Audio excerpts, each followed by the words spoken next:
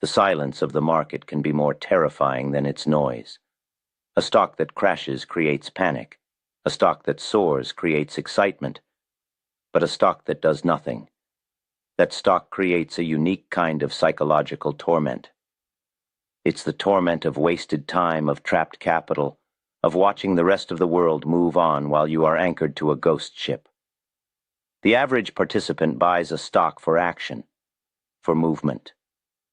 When they are met with weeks or even months of sideways drift, their patience erodes. It feels like a mistake. The narrative in their mind shifts from, "This is a great opportunity," to, "This is dead money." And so, out of sheer boredom and frustration, they sell their shares, often for a small loss or break even, just to free up their capital for something that feels more alive. They sell not because of a change in the company's fundamentals, but because their emotional endurance has reached its limit. This very act of selling, born from impatience, is the fuel that large, informed interests use to build their massive positions. They are on the other side of that trade, quietly absorbing every share that the impatient public discards. This slow, agonizing process is not a random drift. It is a highly structured, deliberate campaign of accumulation known as a mushroom bottom. The name itself provides a powerful mental image. Imagine the shape of a mushroom. First, you have the stem, which represents the final, sharp leg down of a prior bear market or a significant correction. This is the period of panic, the washout, where the last of the weak hands are frightened out of their positions. Then at the bottom, the price action stops falling and begins to form the cap of the mushroom, a long, slow, rounded base. It doesn't bounce sharply. Instead, it curves gently with each successive low slightly higher than the last, and each minor rally failing to generate any real excitement. This rounding bottom is the visual footprint of large operators, the composite man, as Richard Wyckoff called this conceptual entity, who are patiently buying. They cannot afford to buy all at once. Doing so would create a massive price spike, alerting everyone to their intentions and driving their own entry price higher. Their goal is to acquire a substantial line of stock at the lowest possible price, and the only way to do that is to move slowly and absorb the natural supply of shares coming from those who are either still fearful from the preceding drop or, as we discussed, simply bored to tears. The mechanics behind this are governed by the most fundamental law of the market, supply and demand. During the previous downtrend, supply was dominant. There were far more sellers than buyers, and this imbalance forced the price down.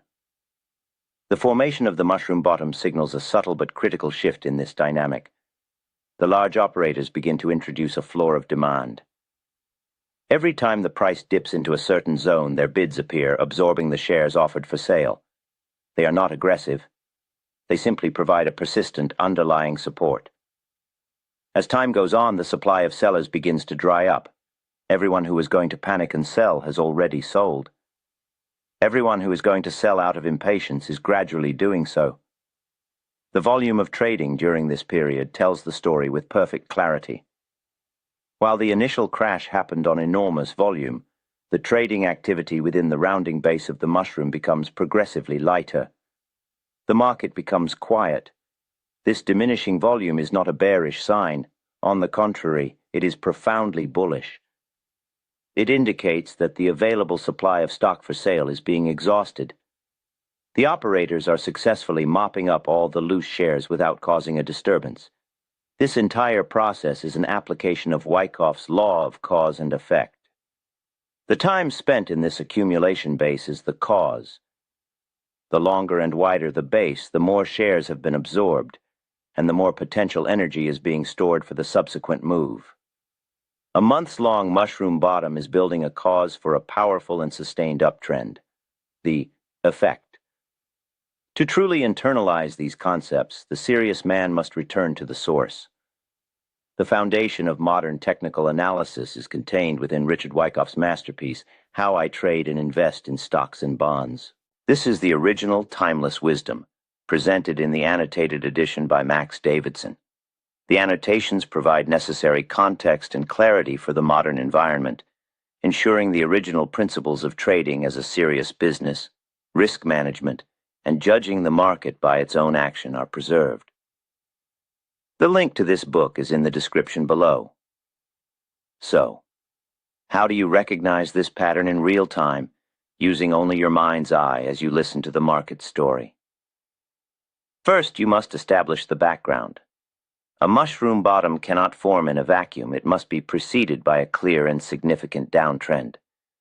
You must first see evidence of pain and capitulation. Picture a stock that has fallen 30, 40, or even 50% from its highs. The news is terrible. Sentiment is at rock bottom. Then the character of the market changes. The daily price drops become smaller. The violent downward thrusts cease. Instead of sharp V-shaped bounces that quickly fail, you begin to see a slow, grinding process. Imagine drawing a line connecting the lows of the price over several months. That line would not be flat. It would be a gentle, upward curving arc, like the bottom of a saucer or the cap of a mushroom. The price may spend an immense amount of time in a relatively narrow range, perhaps moving between $10 and $12 for what feels like an eternity. During this time, the volume signature is key. You would notice that on days when the price dips towards the low end of this range, the volume is exceptionally light. This is called a test for supply. The market is asking, are there any aggressive sellers left down here?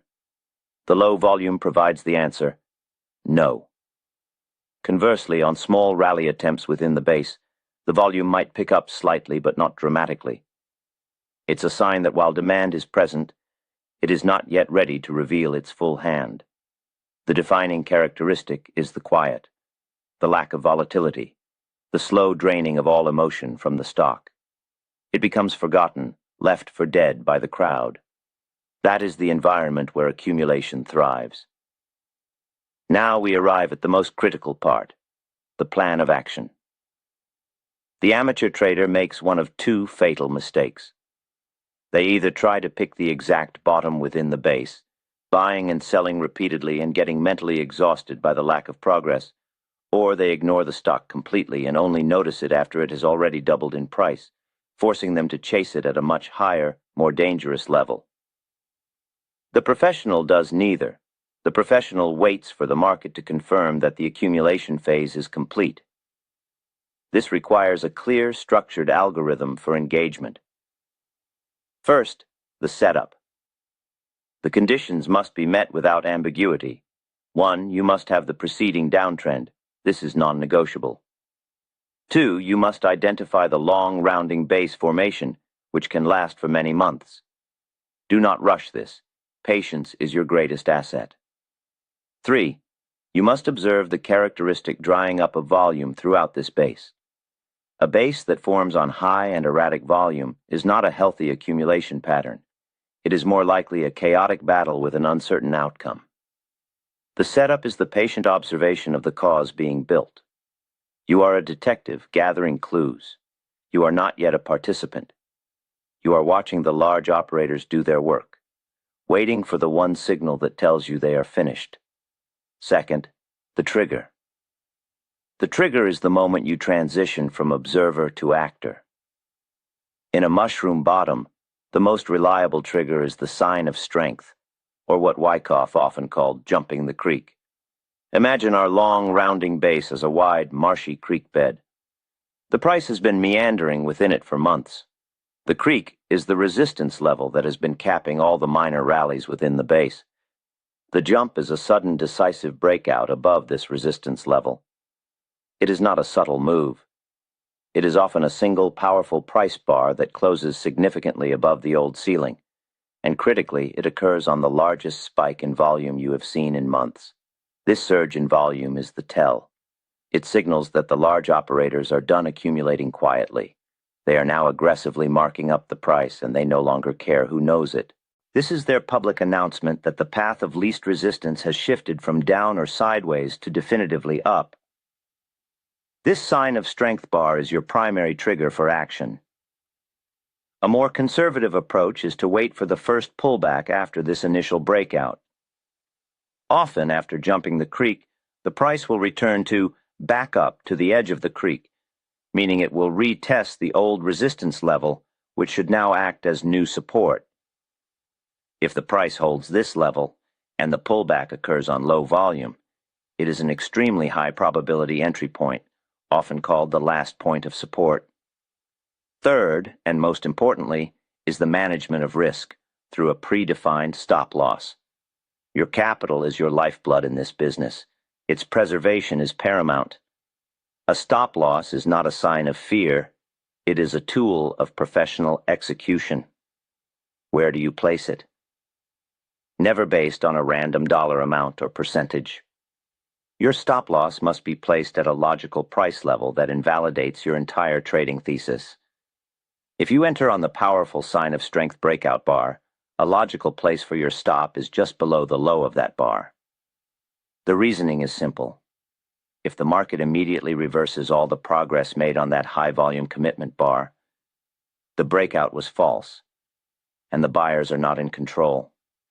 If you choose the more conservative entry on the pullback to the last point of support, your stop-loss placement is even more efficient. It goes just below the low of that pullback. If the price cannot hold the old resistance as new support, your reason for entering the trade is nullified, and you must exit with a small, manageable loss. This mechanical exit strategy removes hope, ego, and indecision from the equation. The market has spoken, and you listen. Of course, the market is a realm of probabilities, not certainties. We must consider alternative scenarios. What happens if you identify what appears to be a perfect mushroom bottom, you see the breakout, you enter the trade, and then the price immediately collapses back into the old base? This is what is known as a failed breakout or an upthrust. It is one of the most bearish signals the market can generate. It implies that the entire basing pattern was not accumulation at all, but rather a pause in a downtrend, a period of redistribution where smart money was selling their remaining shares to hopeful bottom fishers. When the price breaks out and then fails, it traps all the new buyers. Their stop losses are now triggered, adding to the selling pressure. In this scenario, your action plan is brutally simple. You exit the trade immediately. Your stop loss should handle this mechanically.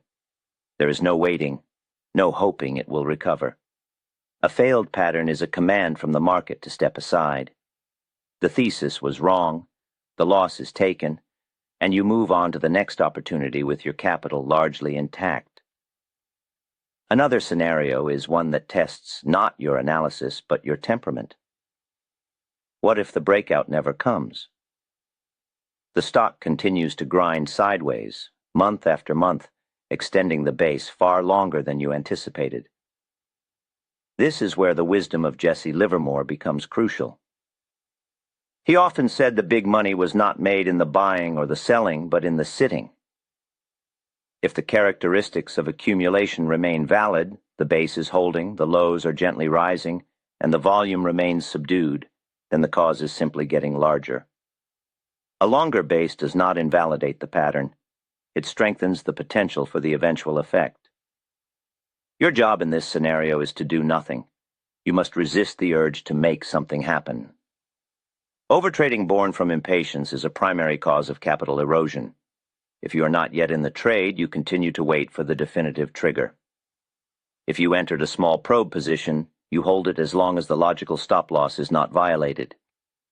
Patience in this phase is what separates the professional from the amateur. The amateur needs constant action.